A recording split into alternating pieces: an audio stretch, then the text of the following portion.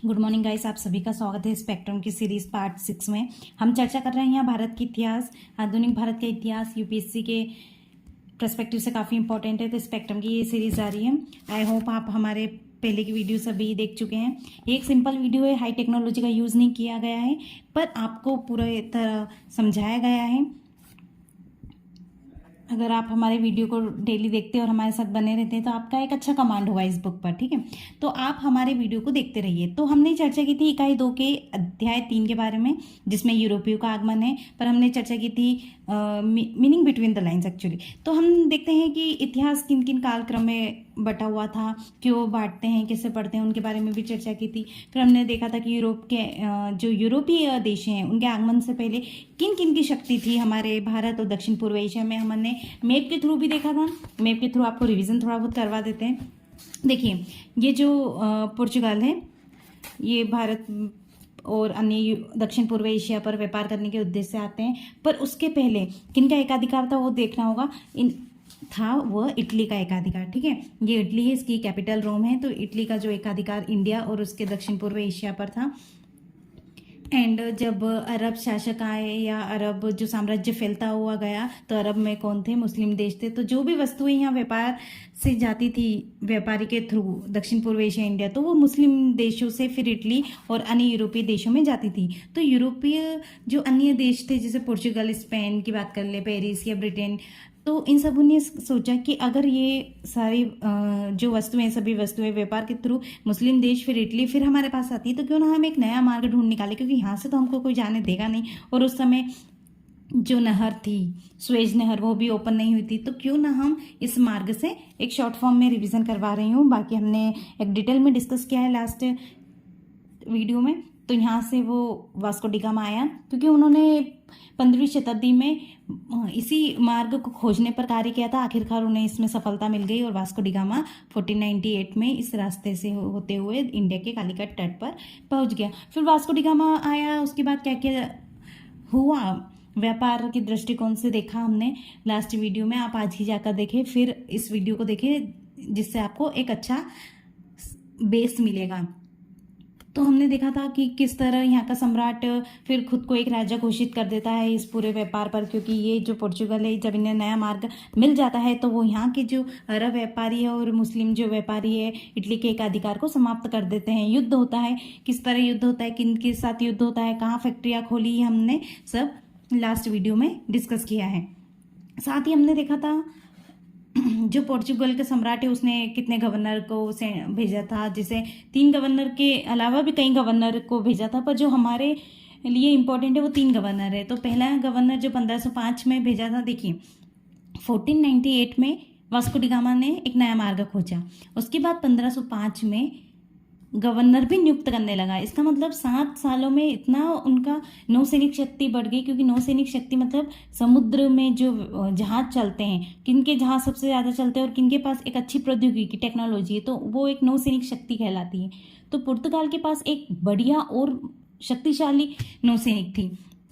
इसी तरह उन्होंने सिर्फ 7 सालों के अंदर 1505 में पहला गवर्नर फ्रांसिस्को डी अल्मेडा को भेजा गया। फिर उन्होंने किस तरह जो मिस्र है, मिस्र मतलब ये जो इजिप्ट है, इजिप्ट और गुजरात के जो शासक थे, उन दोनों से संयुक्त सेना थी उनके साथ युद्ध किया। फिर उसका बेटा मारा गया जिस युद्ध में, और उसने फिर बदला लेने के लिए दोनों संयुक्त सेना, गुजरात और इजिप्ट की नौसेना को हरा दिया गया। जो पुर्तगाल फिर धीरे धीरे बढ़ने लगा पूरे यूरोपीय अन्य देशों की तरह, वो धीरे धीरे अन्य देश भी इसके पीछे आते रहेंगे, वो हम आगे डिस्कस करेंगे।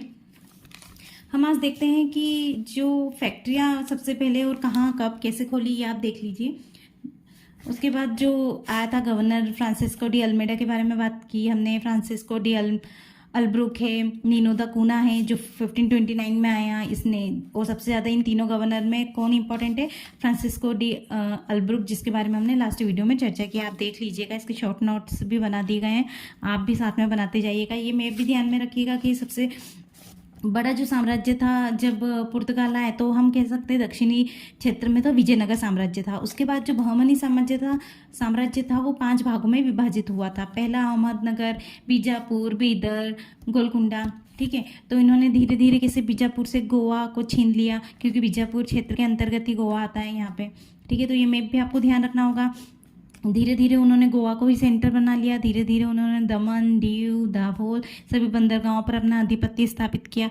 तो आप ये सब देख सकते हैं। उसके बाद हम आज चर्चा करेंगे, देखिए ये सब हमने लास्ट वीडियो में चर्चा कर लिया था। अब हम आज, आप पेज नंबर 29 ओपन कर लीजिए। पुर्तगालियों की व्यापारिक एवं राजनीतिक स्थिति क्या थी, उसके पहले आप एक मैप पर और गौर कीजिएगा। आप चाहे तो बना सकते हैं कि कब कौन सी फैक्ट्री कहाँ खोली और कब उनका अधिकार हुआ इस पर, ये सब स्क्रीनशॉट ले लीजिएगा। जैसे दीव 1535 में पूरा उन पर अधिकार जमा लिया था, दमन का 1558 में, महाराष्ट्र में, बेसिन भी महाराष्ट्र में 1533 में, बॉम्बे भी 1533 में आधिपत्य स्थापित किया था। गोवा तो 1510 में ही बीजापुर से छीन लिया था। उसके बाद कन्नूर तो 1501 में सबसे पहले कन्नूर में ही, 1500 में कोचीन में सबसे पहले, उसके बाद 1501 में कन्नूर में, ठीक है। तो ये ध्यान रखना कन्नूर और कोचीन, क्योंकि कालीकट तट पे तो वह आया था 1498 में। उसके बाद जो मातारा है वो 1507 में, फिर देख सकते हैं आप त्रिंकोमाले 1522 में, नागपट्टनम 1507 में, ये यहाँ पे मछलीपट्टनम है, और 1537 में हुगली में। इन पे धीरे धीरे अधिकार जमाने लगा था पुर्तगाल। तो आप इसके स्क्रीनशॉट ले सकते हैं या बना सकते हैं, ठीक है। तो ये सब आज हम डिस्कस करेंगे। देखिए पुर्तगालियों की व्यापारिक और राजनीतिक स्थिति क्या थी। तो जो स्पेनिश सम्राट चार्ल्स, देखिए आप भी आपकी बुक में लाइन वाइज लाइन पढ़ते जाइएगा हमारे साथ। स्पेनिश सम्राट चार्ल्स पंचम द्वारा हिंद महासागर में अपने हितों को छोड़ने और सुदूर पूर्व में फिलीपींस तक खुद को सीमित रखने की घोषणा के पश्चात पुर्तगाली पूर्वी समुद्र क्षेत्र के एक छत्र बादशाह हो गए।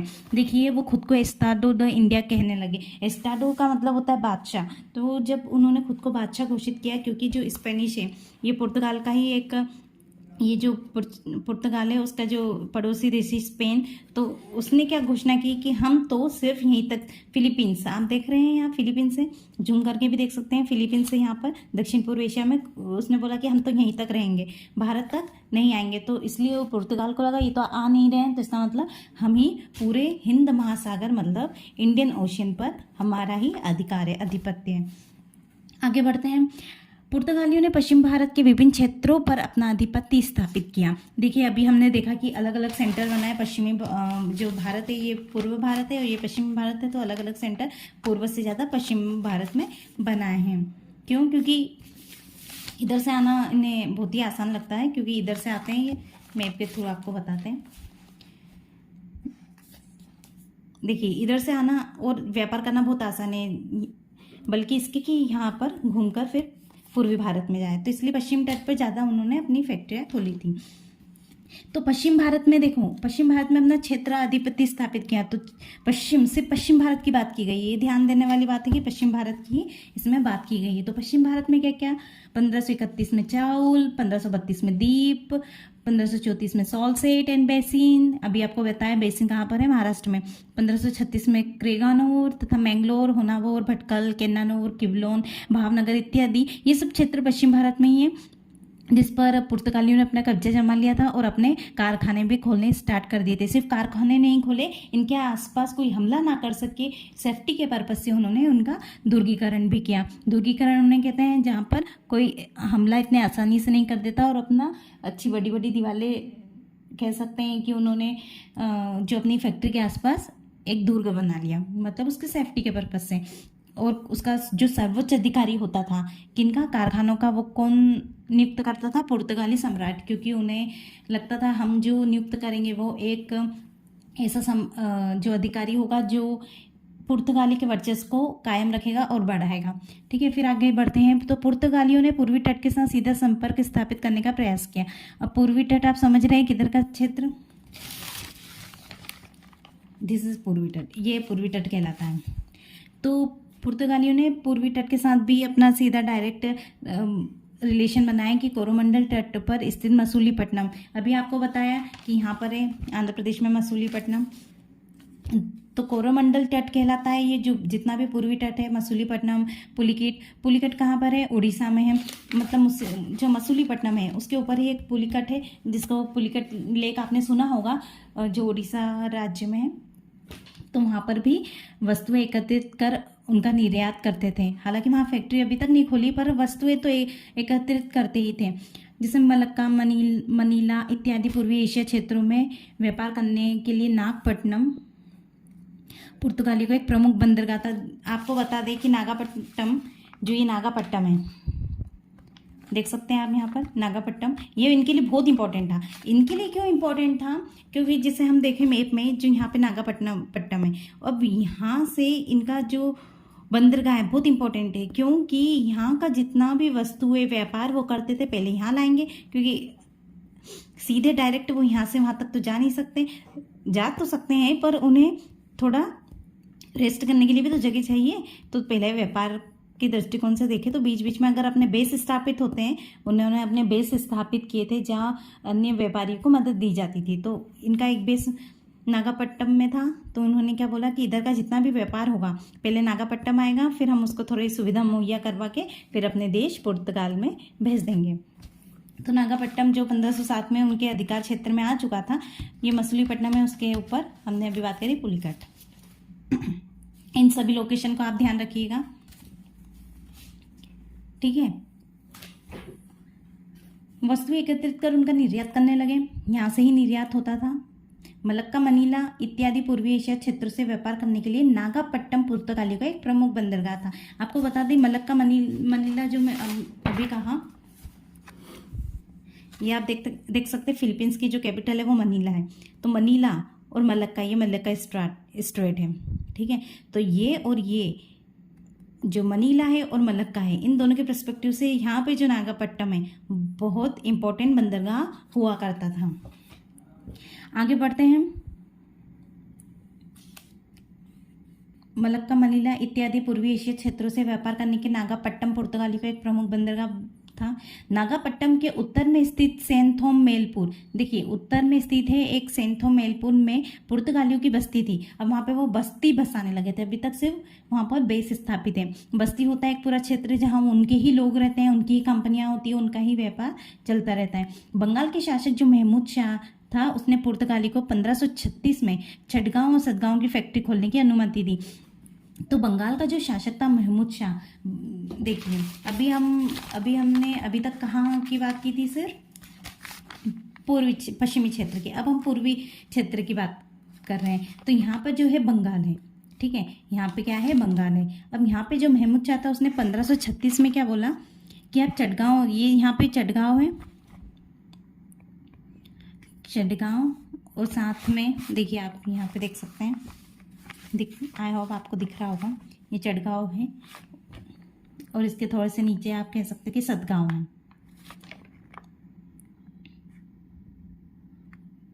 इन दोनों जगह पे फैक्ट्री खोली और किसने इनको इजाज़त दी?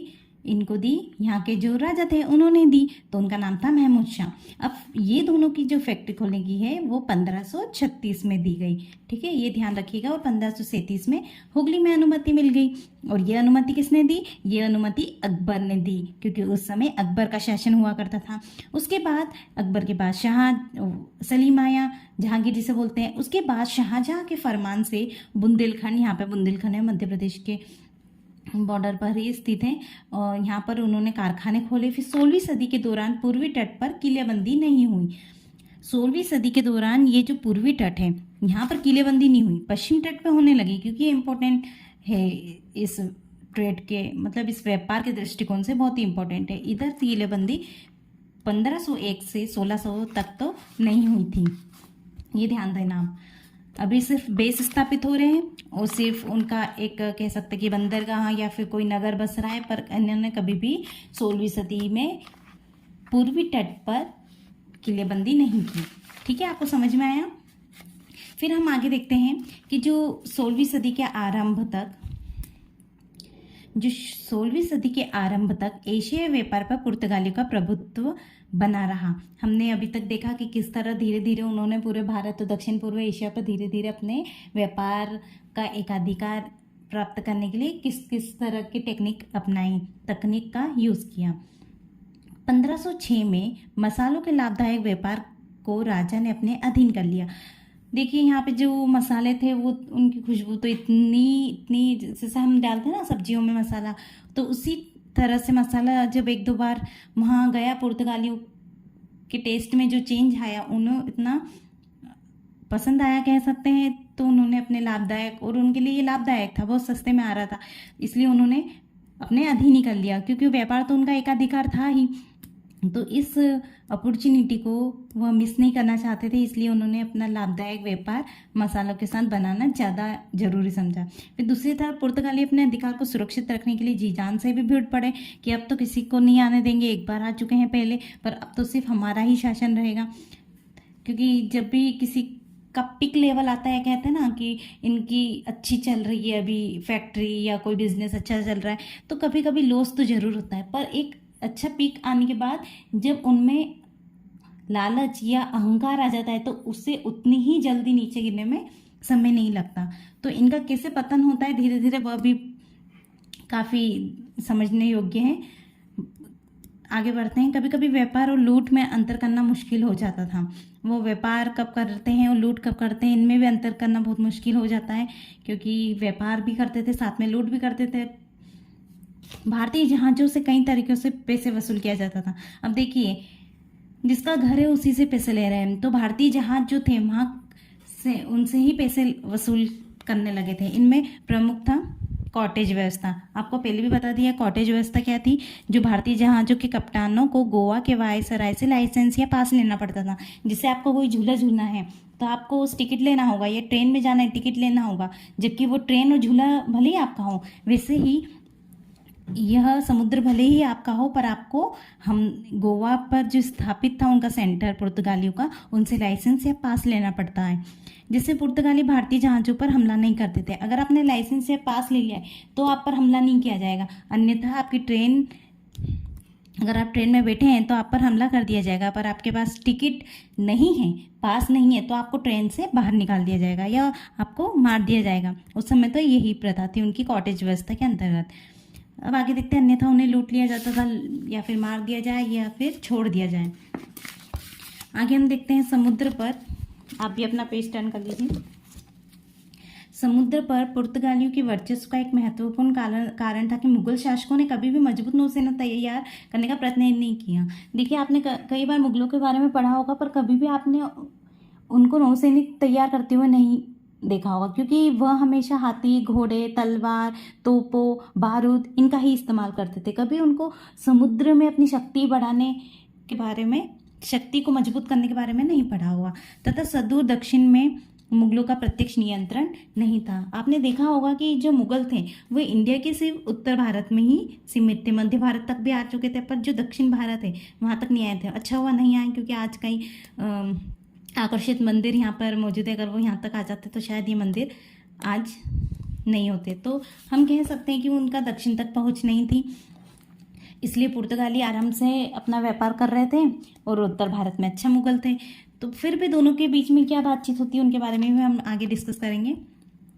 पुर्तगालियों के पास ऐसी कोई वस्तु नहीं थी। देखिए, जब भी हम कोई सामान लेने जाते हैं तो हम पैसे लेकर जाते हैं, ताकि हमें कोई, जिससे हमें आसानी से सामान मिल सके। जितने ज़्यादा पैसे ले जाएंगे उतना हम सामान खरीद सकेंगे।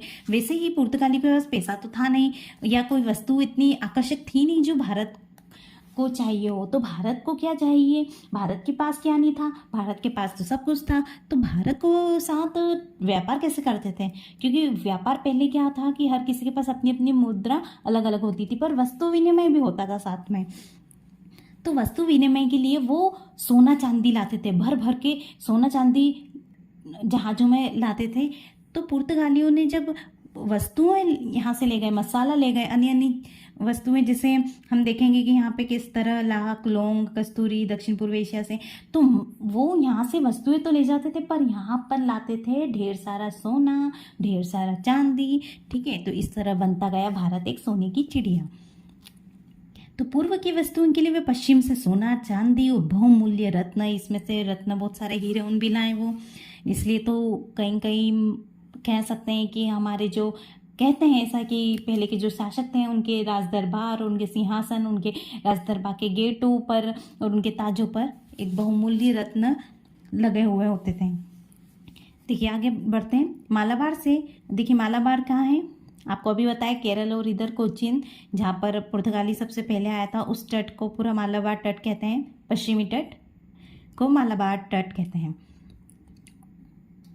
से वहाँ से क्या ले जाते थे भारत से, अदरक, दालचीनी, हरड़, चंदन, हल्दी, नील, ये सब कहाँ भारत में होते थे। तो यहाँ से क्या है, और भी कई वस्तुएं ऐसी हैं जो वहाँ भारत से ले जाते थे, और यहाँ पर सोना, चांदी और बहुमूल्य रत्न, हीरे दे दिए जाते थे। आगे बढ़ते हैं। उत्तर पश्चिमी भारत में जो उत्तर पश्चिमी का इलाका है, मतलब राजस्थान, पाकिस्तान, पंजाब, वहाँ से टाफ्टा, टाफ्टा देखिए आज भी गुजरात जो एक सेंटर है टेक्सटाइल का, मतलब जो कपड़े बनने की जो बड़ी बड़ी फैक्ट्रियाँ हैं वो गुजरात में ही मिलती है। इतिहास से ही वह एक काफ़ी अच्छा सेंटर रहा है। तो उसका एक प्रकार है टाफ्टा। चिंट्स भी एक कपड़े का ही प्रकार बोल सकते हैं। पुर्तगाली ये भी ले जाते थे, बहुत सारी चीज़ें ले जाते थे। ऐसा लगता है कि वहाँ पे कुछ था ही नहीं यूरोप में, सब सामान यहीं से, वस्तुएं सब यहीं से ले गए, और यहाँ पर हमें सोना चांदी दे गए, फिर बाद में वो भी लूट के ले गए, तो हमारे पास क्या बचा, कुछ नहीं। ठीक है, तो हम आगे देखते हैं। और जटामांसी बंगाल से लाया जाता था। देखिए अलग अलग स्टेट से अलग अलग चीज़ें लाए गए। जटामांसी बंगाल से, उत्तर पश्चिम भारत से टाफ्टा, मालाबार से अदरक, दालचीनी, हरड़, और देखिए ये सब मसाले हैं। तो ये फिर मालाबार के तट से, जो कपड़ा है वो उत्तर पश्चिमी तट से, और अदर जो थिंग्स है वो बंगाल से और अन्य स्टेट से ले जाते थे। आगे वो दक्षिण पूर्व एशिया से क्या ले जाते हैं, लाख, लौंग, कस्तूरी और इत्यादि खट्टा। यहाँ पे भी मसाला खूब होता था, इंडोनेशिया, मलेशिया, इधर दक्षिण पूर्व एशिया की तरफ, तो इसलिए वो वहाँ से भी ले जाते थे। ठीक है, आगे बढ़ते हैं। भारत से पुर्तगालियों का व्यापार इतना बढ़ गया था। अब देखिए वहाँ से सोना चांदी आ रहा है, यहाँ से मसाले जा रहे हैं, कपड़े जा रहे हैं, अन्य चीज़ें जैसे बंगाल से जटामांसी जा रही है, तो इन सब से व्यापार तो बढ़ना ही था। इसलिए उनका व्यापार कितना हो गया पता है आपको, 1,70,000 क्रूजेडो में नापा गया। क्रूजेडो पुर्तगाल की, जैसे आज भारत का रुपया है, वैसे उस समय पुर्तगाल की क्रूजेडो थी। तो प्रतिवर्ष भारत भेजने का निर्णय लिया था, मतलब इतने रुपए उन्होंने भारत भेजे, मतलब कितना बड़ा व्यापार चलता था, उस समय की बात है। आगे बढ़ते हैं। आप भी देखिए, पुर्तगाली फ्लैंडर्स, जर्मनी है क्या, जमीनी कोई कंट्री था क्या, जर्मनी, इंग्लैंड इत्यादि क्षेत्रों से देखिए पुर्तगाली जो थे वो गुलाब जल, मूंगा, तांबा, पारा, सिंदूर आदि वस्तुएं भारत में लाते थे। अब अभी इंग्लैंड भूमि अभी रोल प्ले नहीं कर रहा है, क्योंकि वो अभी हीरो नहीं बना है, हीरो बाद में बनेगा। अभी वो पुर्तगाली के जरिए ही ये सारे जो वस्तुएं हैं वो भारत को भेज रहा है, और पुर्तगाली को भी कुछ वस्तु विनिमय करने के लिए चाहिए। तो उन्होंने क्या सोचा, क्यों ना हम गुलाब जल ले जाएं, मूंगा ले जाए, तांबा ले जाए, पारा ले जाए, थोड़ा बहुत यही ले जाते हैं, कब तक सोना चांदी ले जाएंगे, तो थोड़ा बहुत ये भी ले जाते थे। तो ये भी भारत में लाते थे, पर वो खुद नहीं लाते थे। इट मीन्स वहाँ पे खुद नहीं होता था, ये जर्मनी से लाते थे, इंग्लैंड क्षेत्रों से लाया करते थे। आगे बढ़ते हैं। तो इस प्रकार पुर्तगालियों ने न केवल मसालों के व्यापार पर आपने देखा, तो इस तरह क्या करा उन्होंने कि सिर्फ मसालों के व्यापार से लाभ नहीं कमाया, उन्होंने विभिन्न एशियाई देशों के बीच सामान लाने ले जाने के कार्य से भी लाभ कमाया। देखिए यहाँ से तो वस्तु ले गए, सपोज करो जो है यहाँ से हम देखते हैं कि अदरक और दालचीनी अगर वो यहाँ से ले जा रहे हैं तो वो अन्य यूरोपीय देश को देंगे, ऐसा नहीं है कि वो पूरे ही खुद ही उपयोग में लाएंगे, वरना उनको फ़ायदा क्या होगा। अब यहाँ से 2 रुपये की चीज़ें वो वहाँ पर 20 रुपये में बेच रहे हैं, क्योंकि वहाँ पे तो दालचीनी अदरक होती नहीं है और उन्हें चाहिए अन्य वस्तुएं। तो अदर जो अन्य यूरोपीय देश थे वो पुर्तगालियों से खरीदते थे। तो अब देखना ये क्या करेंगे कि पुर्तगालियों से खरीदते हैं तो उनके मन में भी लालच आ जाएगा, क्यों ना हम भी डायरेक्ट व्यापार करें। तो आएंगे धीरे धीरे सब देश आएंगे एक के बाद, पर अभी हम पुर्तगालियों के बारे में ही पढ़ते हैं। तो इस तरह उनका व्यापार लाभदायक सिद्ध होता गया। ठीक है, आगे देखते हैं। भारत में पुर्तगाली का प्रशासन कैसा रहा, पहले भी आप सभी को बता चुके हैं कि वहाँ का जो सम्राट था वो यहाँ पर वायसराय को भेजता था ताकि पूरी बिजनेस मेंटेन हो सके। बिजनेस में भी एक सीईओ होता है ना, सभी कंपनियों में सीईओ होता है, तो कह सकते हैं कि वायसराय एक सीईओ था जो 3 वर्षों के लिए, मतलब हर एक वायसराय का कार्यकाल होता था। जैसे राष्ट्रपति का 5 साल, तो वैसे ही वायसराय को 3 साल के साथ भेजा गया। बहुत सारे वायसराय यहाँ भारत में आए। पहले तो उन्होंने क्या सोचा कि सचिव के साथ भेजते हैं। फिर बाद में जब व्यापार बढ़ने लगा तो उन्होंने एक परिषद गठित की थी। पर आगे क्या होता है कि जो प्राधिकरण थे गिरजा संबंधी, मतलब जो गिरजाघर होते थे, चर्च होते थे, उनके जो प्राधिकरण, क्योंकि इनका एक मकसद ये भी था कि जिससे हम व्यापार तो कर ही रहे हैं पर साथ में क्यों ना हम ईसाई मत का भी प्रचार करें, ईसाई मत का भी प्रसार करें। धर्मांतरण, अगर हम धर्म को परिवर्तन कर दें, हिंदू धर्म को अगर हम ईसाई धर्म में बना दें तो हमारा धर्म और बढ़ेगा। तो इस तरह उनका जो उद्देश्य था वो ईसाई मत का प्रचार करना भी था। ठीक है, तो उन्होंने क्या करा, प्राधिकरण भी बनाए थे, चर्च भी बनाए थे, क्योंकि व्यापार बढ़ने लगा था तो वहाँ पर चर्च भी स्थापित किए थे। तो वहाँ प्राधिकरण चर्च की देखभाल करने के लिए, तो जो वायसराय का मतभेद प्राधिकरणों के साथ चलता था क्योंकि उनके अलग रूल्स हुआ करते थे। संघर्ष के चलते उनकी शक्तियों का ह्रास हुआ, क्योंकि जब कोई एक ही टीम के दोनों प्लेयर युद्ध करने लग जाए तो जरूर उनकी शक्तियाँ, जो एक बोलते हैं यूनिटी है, वो टूटती है और वो उनकी शक्तियों का ह्रास होता है। इसके अतिरिक्त हम देखते हैं कि वेडोर द फंजेडा का महत्व बढ़ गया। ये कौन था? ये था एक राजस्व और कार्गो, नौसैनिक बेड़ों को भेजने वाला। कितने नौसैनिक जाएंगे, कितना माल जाएगा, कितना व्यापार होगा, ये सब डिसाइड करता था। तो इसका जो है महत्व वो धीरे धीरे बढ़ने लगा था। अफ्रीका से लेकर चीन तक के किले कैप्टन के नियंत्रण अधीन थे।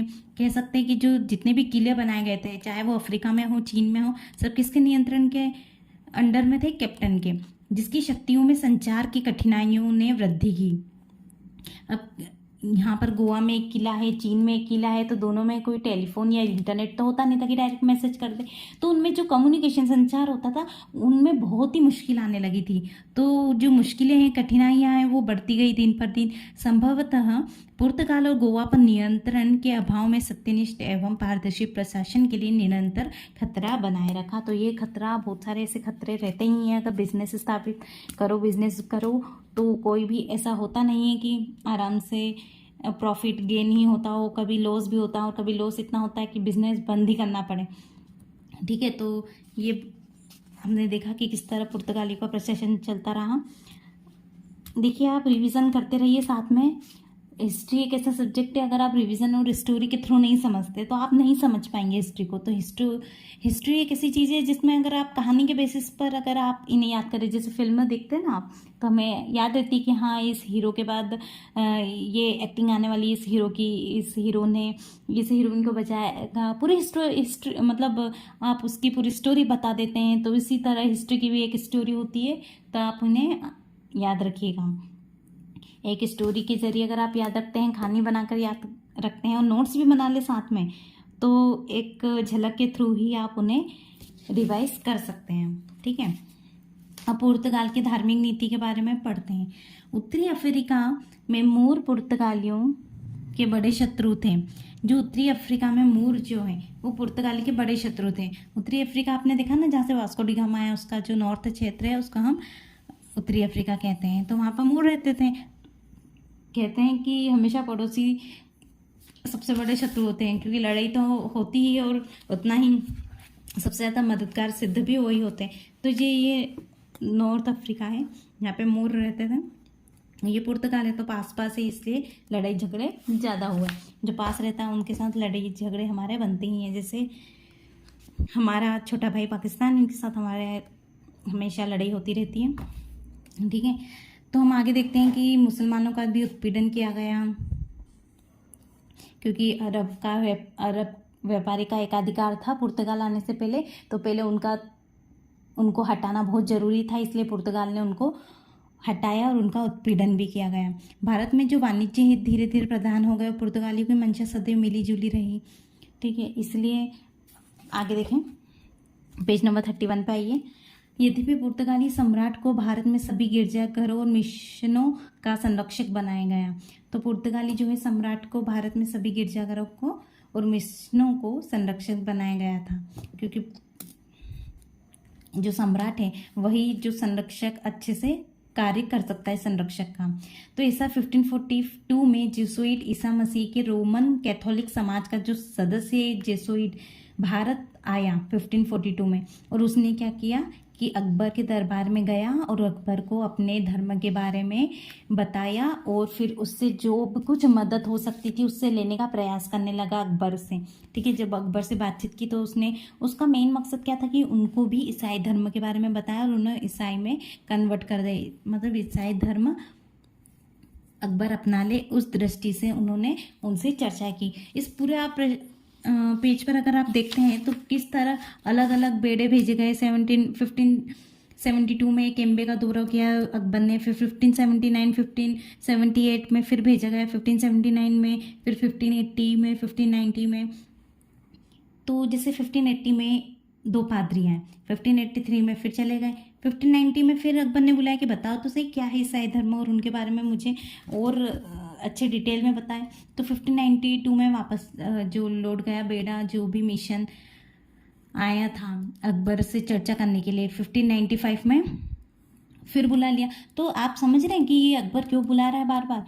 अकबर को चाहिए नौसेना की शक्ति, अकबर को चाहिए यूरोपीय देशों की मदद, इसलिए वो थोड़ा उनके धर्म में भी इंटरेस्ट ले रहा था। हालांकि उससे कोई ईसाई धर्म से मतलब नहीं था। बाद में धीरे धीरे जो पुर्तगाली है वो इस बात को समझने लगेंगे। ठीक है, तो जो मिशनरीज है वो तो बार बार आ रही थी चर्चा करने के लिए, क्योंकि उनको लग रहा था हम तो अब अकबर का धर्म परिवर्तन और उनकी प्रजा का मेन, तो क्योंकि जब राजा धर्म परिवर्तन करेगा तो प्रजा भी खुद ब खुद धर्म को अपना लेगी। तो उसने सोचा क्यों ना पहले हम अकबर को ही धर्म परिवर्तन कर दे, इसलिए वो अपने मिशन को बार बार अकबर के पास भेजता था। पर वो तो समझ ही नहीं पाते थे। कौन? जो ये पुर्तगाली थे ना, ये क्या है कि पहले तो समझ नहीं पाए कि अकबर की चाल क्या थी, अब धीरे धीरे वो समझने लगे थे। ठीक है, अब ये सभी इसमें दिया गया है। आ जाइए पेज नंबर 32 पर। देखिए ये जो सिलसिला स्टार्ट हुआ था ना 1570 के दशक से लेकर, तो ये कहाँ तक चला? 1606 तक, 1606 तक चलता रहा कि ये चर्चा करेंगे। दोनों का ही एक कह सकते हैं कि चाल थी।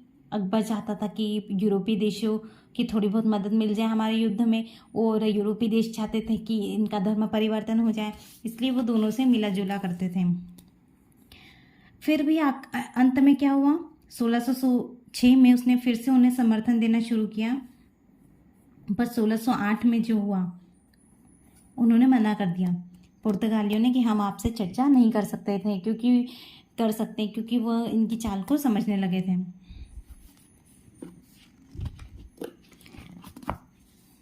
धीरे धीरे हम देखेंगे कि किस तरह उनके आगे चर्चा स्टार्ट हुई। पुर्तगालियों ने मुगलों का विश्वास कैसे खोया उसके बारे में भी हम नेक्स्ट चैप्टर में डिस्कस करेंगे, नेक्स्ट वीडियो में। चैप्टर तो दूसरा होगा पर हम इसके बारे में ही चर्चा करेंगे। हुगली पर कैसे अधिकार जमाया, जैसे